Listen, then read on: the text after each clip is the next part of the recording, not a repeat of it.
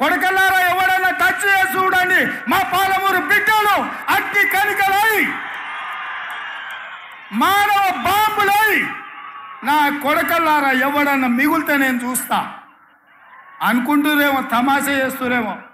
వానో వీనో సందులల్లా సకలగుల పెట్టి ఏదో చేద్దామని ఒక్కనొక్కని పండబెట్టి తొక్కి పేగులు తీసి మెడలేసుకొని ఊరేగుతాం బిడ్డ ఎవడని ప్రభుత్వం మీదకి వస్తే. ఇది ఆసామాసి అల్లాటప్పకు వచ్చిన వాళ్ళం కాదు బిడ్డ. నల్లమల అడవి నుంచి తొక్కుకుంటా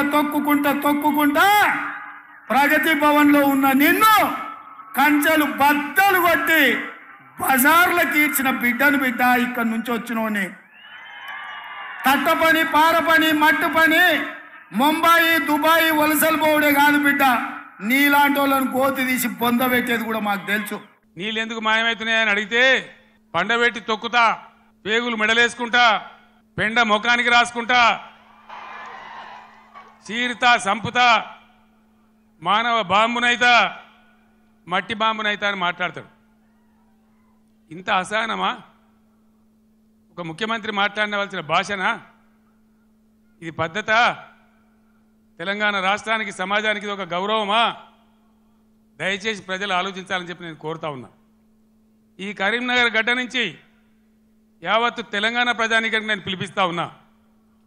తెలంగాణ ముఖ్యమంత్రి అంటే తెలంగాణ మాట్లాడే మాటలు, ఆ ముఖ్యమంత్రి మాట్లాడే మాటలు, ఎవరన్నా ముఖ్యమంత్రి పదవులు ఉన్న వ్యక్తి మేము మానవ బాంబులం అయితే మనం మాట్లాడొచ్చునా? మాకు మాట్లాడరాదా? తిట్టానంటే తిట్టు తక్కువన్నాయా? ఇవాళ గీయాలకు మొదలు పెడితే రేపు గీయాల దాకా తిట్టచ్చు. నేను మాట్లాడినా, తెలంగాణ ఉద్యమంలో మాట్లాడినా, తెలంగాణ వ్యతిరేకించిన వాళ్ళను దద్దమ్మలు అన్నా, సన్నాసులు అన్నా, సమైక్యవాదం, సమగ్రాభివృద్ధి అంటే సన్నాసులారా ఏది రాని మాట్లాడినా. కానీ ఈ విధంగా 10 ఏళ్ళ ముఖ్యమంత్రికి ఉన్నప్పుడు నా నోటి నుంచి ఒక్క రోజన్నా, ఒక సందర్భంలోన్నా ఇటువంటి దురుసు మాటలు మీరు విన్నరా? దయచేసి ఆలోచన చేయాలని నేను చెప్పేది చాలా సీరియస్ మాట. ఎందుకంటే తెలంగాణ రాష్ట్రం తెచ్చుకున్నాం, 10 ఏళ్ళు బ్రహ్మాండమైన పాలన చేసినాం. మంది వేసినవో మంది వేయలేదో నాకు తెలియదు, నువ్వు వండుకున్నావో పండుకోలేదో నాకు తెలియదు. వాళ్ళ ఇంట్లో నేను చెప్తున్నా, లేపూరి చంద్రశేఖరరావుని టీవీ చూపించోరే రేవంత్ రెడ్డి ఏం చెప్తున్నాడు. 2024 నుంచి 2034 వరకు కాంగ్రెస్ పార్టీ తెలంగాణ గడ్డ మీద ఈ 10 ఏళ్ళు ప్రభుత్వం ఉంటుంది. 30 జెండా తెలంగాణ గడ్డ మీద ఎగరేస్తాం. ఇది మా కార్యకర్తల మీద ఆనా. పాలమూరు బిడ్డగా నేను మాటిస్తున్నా. 10 ఏళ్ళు తెలుగుదేశం, 10 ఏళ్ళు కాంగ్రెస్, 10 ఏళ్ళు బీఆర్ఎస్, మళ్ళా 10 ఏళ్ళు పాలమూరు బిడ్డగా చెప్తున్న కాంగ్రెస్ ప్రభుత్వం. ఇందిరమ్మ రాజ్యం ఉంటుంది. దళితులకు, గిరిజనులకు, బడుగులకు, బలైన వర్గాలకు, ఆదివాసీలకు, మైనారిటీలకు, మహిళలకు, నిరుద్యోగ యువకులకు, ఉద్యమకారులకు, అమరవీరుల కుటుంబాలను ఆదుకొని బాగు చేసే బాధ్యత నాది. పాలమూరులో ప్రతి ఎకరాకు నీళ్ళిచ్చే బాధ్యత నాది. నాకు వయసు ఉంది, ఓపిక ఉంది. ఏవడన అటు ఇటు చేస్తే తోక గత్తిరిచ్చే కత్తెర నా జేబులోనే ఉంది బిడ్డ. మీ అందరికి తెలుసు, తెలంగాణ వచ్చినాడు కొత్త కుండల ఈగది వచ్చినట్టు. దిక్కు దిశ లేదు, బడ్జెట్ ఏందో తెలియదు, కరెంటు లేదు, కాలిపోయే మోటార్లు, పేలిపోయే ట్రాన్స్ఫార్మర్లు, మంచినీళ్ళకు అన్నమో రామచంద్ర, రాష్ట్ర వ్యాప్తంగా చేనేత కార్మికుల ఆకలి చావులు, రైతుల ఆత్మహత్యలు, అప్పుల బాధ భరించలేక ఒక భయంకరమైన పరిస్థితులలో ఈ రాష్ట్ర ప్రజలు నన్ను ముఖ్యమంత్రి చేసిన మీరందరూ కలిసి. నేనేమన్నా అన్నానా? ఆంధ్ర వాళ్ళు మోసం చేసిపోయినారు, డబ్బులు లేవు, ఖజానా ఖాళీ అని నా నోట్ల నుంచి ఎప్పుడన్నా మీరు విన్నారా? లంకె బిందెల కోసం వచ్చినామని అన్నానా? ఎవడన్నా ముఖ్యమంత్రి లంకె బిందెలని మాట్లాడొచ్చునా? నీకు ఏ పరిస్థితి దొరికిందో ఆ పరిస్థితి మీద ముందటికి ఒక మార్గం వేసుకొని ఎట్లా దాన్ని చక్కగా చేయాలో చేయాలి. మొన్నటిదాకా బీఆర్ఎస్ ప్రభుత్వం ఉన్నది, 10 ఏళ్ళు పనిచేసినాం. ఎస్, ప్రజలు మీకు ఇచ్చిండ్రు, మాకు అభ్యంతరం లేదు, మాకంత ఈర్ష్య కూడా లేదు.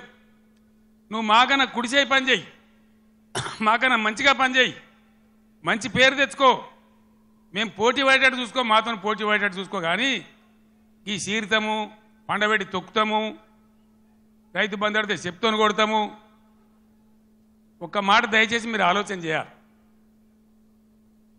నేను అహోరాత్రాలు కష్టపడి నా రాష్ట్రం భారతదేశానికి తలమానికం కావాలి, ఇక్కడ కరెంటు బాధ పోవాలి. నాకు రెండు విషయాలు అయితే నాకు అర్థమైతే లేవు. చాలామందిని అడిగిన నేను ఇదేం కథరాబాయ్ అని. మంచినీళ్ళు భగీరథ ప్రయత్నం చేసి 2-3 నెలలు రాత్రి నిద్ర లేకుండా రాత్రి 3 గంటల వరకు కూడా పనిచేసి ఒక అద్భుతమైన పథకం రూపకల్పన చేసి మంచి సోర్సుల దగ్గర పెట్టి నేను ఒక ఛాలెంజ్ చేసిన అసెంబ్లీలో మీకు జ్ఞాపకం చేస్తా ఉన్నా. ఈ 5 ఏళ్ల లోపు 14 నుంచి 19 వరకు ఈ టర్మ్ లోపల భగీరథ నీళ్లు తెచ్చి ఇంటింటికి నల్లా పెట్టి నీళ్లు ఇయ్యకపోతే మేము మళ్ళీ అసెంబ్లీ నిలవడం, ఓట్లు అడగా అని చెప్పి నేను శపథం చేసిన శాసనసభలో. అదే పద్ధతిలో తెచ్చి ప్రతి ఇంటికి ఆదిలాబాద్ గోండు గూడెంలో, నల్లగొండ లంబాడి తండాలో అందరికి కూడా వచ్చే విధంగా ప్రతి ఇంటికి నల్లా ఇచ్చి బ్రహ్మాండంగా మంచినీటి సరఫరా చేసినాం. ఇప్పుడున్న ప్రభుత్వానికి ఆ పథకం నడిపే తెలివి లేదా అని నేను అడుగుతా ఉన్నా. ఎందుకు ఇలా మిషన్ భగీరథల సమస్యలు వస్తూ ఉన్నాయి? అదేవిధంగా రెండవది కరెంటు. మీ అందరికి తెలుసు, నేను ముఖ్యమంత్రి అయినాడు కరెంటు ఎట్లా ఉండే. ఏడాది అర్థం లోపల దాన్ని బాగా చేసి రెప్పపాటు సెకండ్ పాటు కరెంటు పోకుండా రాష్ట్రంలో అన్ని వర్గాలకు కరెంటు ఇచ్చినాం. పోచారం శ్రీనివాసరెడ్డి గారు నా పక్కనే ఉన్నారు, ఆనాడు వ్యవసాయ శాఖ మంత్రిగా ఉండిరి. ఆయనకు నేను లక్ష్మీపుత్రుడు అని పేరు పెట్టుకున్నా. ఆయన కాలంలోనే 24 గంటలు రైతులకు ఫ్రీ కరెంట్ వచ్చింది, రైతు బంధు వచ్చింది. కరెంటు కరోనా వచ్చి కాటేస్తే కూడా నేను వేరే ఏవో ఆపినా కానీ రైతు బంధు ఆపలే. వ్యవసాయం జరగాలి, గ్రామాలు నిలబడాలి, రైతాంగం నిలబడాలని కరోనా వచ్చి బాధ పెట్టినా, ఖజానాల డబ్బులు లేకున్నా, అప్పో సప్పో చేసైనా సరే రైతు బంధు ఆపలే. ఇలాగా రైతు బంధు అయ్యే శాతం అయితే లేదా? కేసీఆర్ జర్ర ఇటు ముఖం మలగంగానే కట్క బంద్ చేసినట్టు కరెంటు బంద్ అవుతుందా? మేము చేసిన దాన్ని 9 ఏళ్ళు ఇచ్చిన దాన్ని ఈ చవడ దద్దమ్మలకు ఇయ్యలేదా? దయచేసి ప్రజలు ఆలోచించాలి. ఇలా మళ్ళా మీరు కాంగ్రెస్కే ఓటేసిన అనుకో ఏమంటారు? మేము రైతు బంధు ఇవ్వకున్నా, కరెంట్ ఇవ్వకున్నా, మోటార్లు గాలబెట్టినా, నీళ్లు సరిగా తెచ్చి రైతుల పొలాలు ఎండబెట్టినా మళ్ళా మాకే గుద్దిను, మాకే ఓటేసిన అంటారు. 6 గ్యారెంటీలు 3 గ్యారెంటీలు అన్నిటికన్నిటికీ ఎగనామం పెడతారు. ఇది కాంగ్రెస్ చరిత్ర మీరు చూసిందే.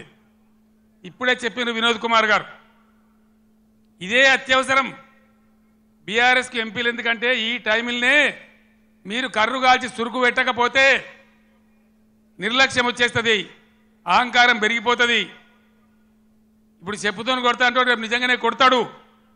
ఆ విధంగా మోసపోదామా? లేదు బీఆర్ఎస్ గులాబీ జెండా ఎగిరేసి బ్రహ్మాండంగా మన ఎంపీలను గెలిపించి ముందుకు పోదామా? తెలంగాణ సమాజం ఆలోచన చేయాలి. ఏం చేద్దాం? ఏం చేద్దామండి? గులాబీ జెండా ఎగిరేద్దామా? ఈ పార్లమెంట్ ఎన్నికల్లో ఎంత బలంగా గులాబీ జెండా ఎగిరితే ప్రజల పక్షాన కాపలాదారులుగా ఇంతకుముందే వినోద్ గారు చెప్పినట్టు బ్రహ్మాండంగా ముందుకు పోతాం. ఇంతకుముందు వినోద్ గారు చెప్పినారు కరీంనగర్ పార్లమెంట్ కాబట్టి నేను చెప్తా ఉన్నా. ఇప్పుడు ఆపరేషన్ లేకుండానే మోకాళ్లకు ప్లాస్మా ట్రీట్మెంట్. మీ ఆర్థోపెడిక్ సమస్యలన్నిటికీ రోబోటిక్ టెక్నాలజీ ద్వారా తక్కువ ఖర్చుతో శాశ్వత పరిష్కారం. ఫ్రీ కన్సల్టేషన్, ప్రతి ట్రీట్మెంట్ పై 20% డిస్కౌంట్. ఈ ఆఫర్ కొద్ది రోజులు మాత్రమే. త్వరపడండి. V9 hospitals 9281465842.